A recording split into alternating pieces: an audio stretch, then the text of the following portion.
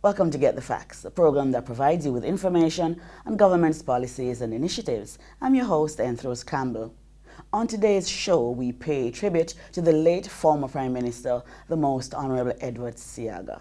He was instrumental in the development of Jamaica in the areas of finance, rural and urban planning, social and education programs, culture and the arts, as well as sports, to name a few. To share more about his life and legacy is Professor Emeritus of History, Patrick Bryan. He's also the author of the book, Edward Seaga and the Challenges of Modern Jamaica. Professor, so good to have you. It's nice to be here. Right, Jamaica at this point is mourning the loss of our fifth Prime Minister. Yes. And we thank you for coming in to just help us to understand more about the man. I'll try. Yes. First, tell us, what motivated you to write this book? I had a long-term interest in looking at 20th century Jamaica. And I was also aware that there was some wish that a biography be done of Mr. Seaga. And so I consulted him and I began the work. Later on, of course, he did his own autobiography, but I was in the middle of this, so I just completed it and consulted him on several occasions. Yes, yeah. Right. So tell me the challenges of modern Jamaica and Mr. Seaga. What were the challenges, and how would you grade him as a historian on the solutions he would have put forward? Yeah. Well, I don't know if I can give gradings like 9 out of 10 or 8 out of 10. It's difficult to do that. But certainly we had the economy is always central to Jamaica's problems, because what happens to the economy has an impact on the politics, has an impact on the society, and so on. So the economics is one thing. Yes. Then there are the racial, cultural, color questions which still survive in Jamaica in terms of people's attitudes towards attitudes and interactions with each other. That is still very much there. And then culturally, there are, and Seaga often referred to it, the concept of two Jamaicas, where the values are not necessarily universal, and in fact they're often conflicting. And we can see some of these challenges in, say, religion, for example. Jamaica has its Euro-oriented churches, but it also has its African-oriented churches, and syncretisms of both, yes. Such as, say, revivalism, and which in many ways Seaga embraced. And the only Prime Minister really to give a kind of stage for revivalism. Could we talk about some of the other challenges and the solutions that you put forward, for example, rural-urban drift, education, so there was heart, and can we talk about more some of those challenges and solutions? Yeah. He followed the tradition, which I would say had begun quite clearly in the post-1938 period, of encouraging the expansion of education at the primary, secondary, and to some extent tertiary level, with the university coming to being in 1948. Welfare, we have a tradition of welfare in Jamaica. In fact, Jamaica has a multitude of voluntary organizations, and he saw the voluntary organizations as critical in the development of Jamaica. Right. One of the things that he would have done would, like the establishment of HEART, for example, right. Where he looked in particular at, say, high school graduates who didn't have a certificate, how to get them trained in the occupations that business people were demanding, right? Yes, yes. And HEART was a very nice combination of social and economic policy. And those courses were free, and they still are today. There are. Many of them. Yes, and Yes. no doubt Hart not only does valuable work, but it has been imitated Yes. throughout the Caribbean. Right, and UDC that was created also to address that whole problem of people moving to Kingston. Yeah, UDC was designed clearly to push certain developmental things, Right. and a lot of this was happening. For example, the establishment of New Kingston. Yes. And the developments in Ocho Rios, Yes. Portmore, as a sort of dormitory city. Yeah. All of these things are things that he pushed. Right.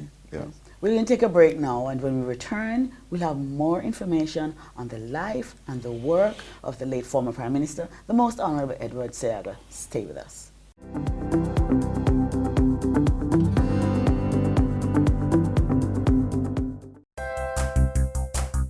So many wish they could visit our shores.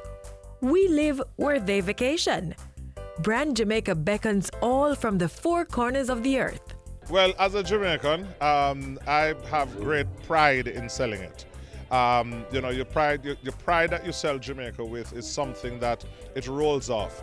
Jamaica has so much to offer, and every time I have the privilege of bringing an executive down to Jamaica, an executive from an airline or a tour operator or a travel agency, and you take them across the country, the pride that they said, wow, I can't imagine, especially when it's their first time.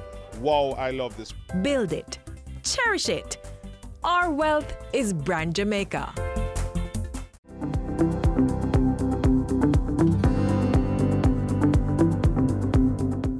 Welcome back to Get the Facts. We continue our discussion with Professor Patrick Bryan in tribute to the Most Honorable Edward Seaga, our late former Prime Minister. Thanks for staying with us. Professor Bryan, let us start now. Let us look at the book. Tell me about that chapter that speaks to the Prime Minister, Edward Seaga, Euphoria. Yes.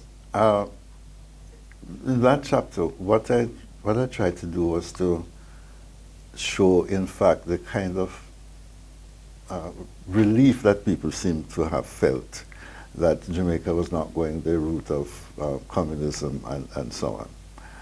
And what I record is letters of congratulation to him, especially from evangelicals and Pentecostals, who saw a link between democratic socialism, communism, and liberation theology, and who took the view that personal salvation is really what matters.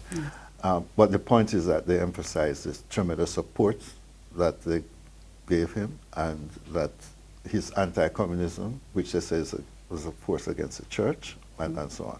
That's one part of the chapter. The second chapter was actually trying to examine the situation which the Prime Minister faced in 1980 Yes. with a deep economic crisis. So the Euphoria is speaking to the people. Yes. Right, yeah. yes. Uh-huh. It's how people responded to Yes. this change in Yes. October 1980. Yes. The country was extremely tense, huh? And so in many ways I tried to summarize some of his thoughts about how to proceed. Mm-hmm.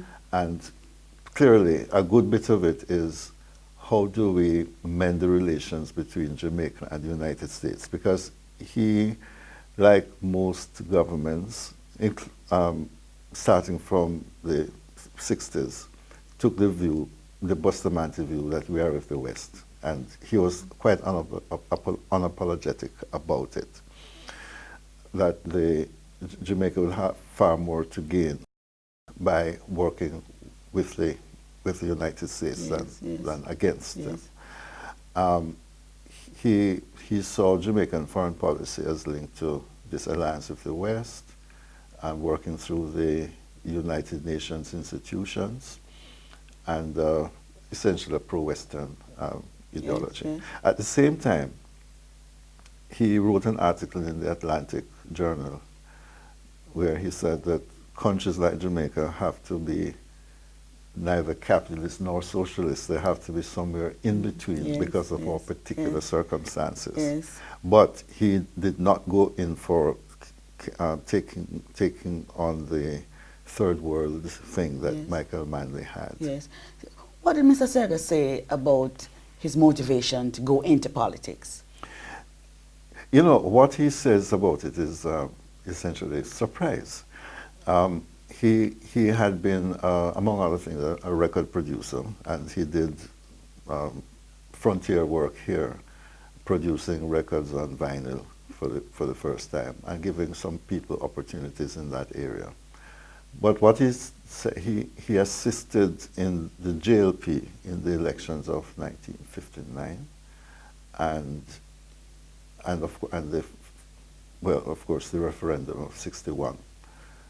But Bustamante invited him to join the Legislative Council, and he said he was taken by surprise, but he accepted the offer, and then that changed his whole life. He had a sense of what was absurd. For example, leaving Linsted, having met Mr. Diesel, he's on this truck, which is boiling. So the Diesel is a small train, right? The Diesel Yes, is a small right, train, right? So right. he had Mr. Diesel and? Yeah, so he takes this truck, which keeps boiling, and after a few yards, the passengers had to come out and push the truck up the hill, and then to be filled with water, fill the radiator and so on. He eventually reaches Stony Hill, where he takes another truck, which is loaded with market people, and he found his way into Kingston, sitting on the laps of a higgler. You know, but in a way, it's an absurd thing, and Yes. he recognizes Yes. this. And there are lots of signs of a wry humor Yes. that Seager had. So when you met him, was Yeah. he the same person that you thought he was? Was that how you perceived him? Honestly,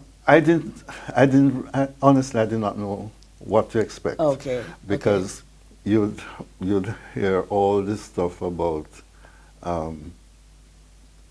blood and thunder, Yes, and that yes. sort of thing. Yes.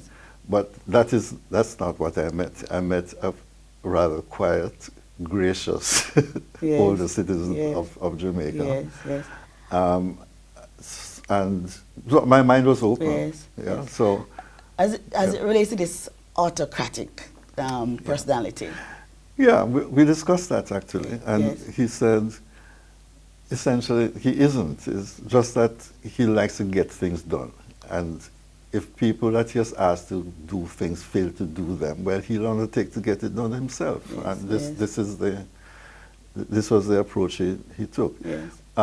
But when we had the strikes and demonstrations in 1985, in a speech to Parliament, he says, well, demonstrations are to be expected in democratic countries. Yes, yes, yes. And yes. when he had the one-party parliament after 1983, he established a Senate which would have had independent people Yes, yes. and Yes. people meeting at the bar of the House in order to keep the constitutional thing going. And by the way, he was one of the consultants or writers of the Jamaican Constitution. Professor Bryan, thank you so very much for coming in and helping us to understand more about our fifth Prime Minister, Mr. Edward Seager, late former Prime Minister. This is my pleasure, and I wish we had more time. I do so myself. This has been Get the Facts. Thank you for watching. We've been talking to author of the book, Edward Seager and the Challenges of Modern Jamaica, Professor Emeritus Patrick Bryan. Thank you so much for watching. Before we go, a reminder, you may sign the condolence book in locations across Jamaica, and the official period of mourning is June 19 to 22. The state funeral is June 23 at the Cathedral of the Most Holy Trinity, starting at noon. There are many other activities, so please check our website. Until next time, I'm Emeritus Campbell. Take good care.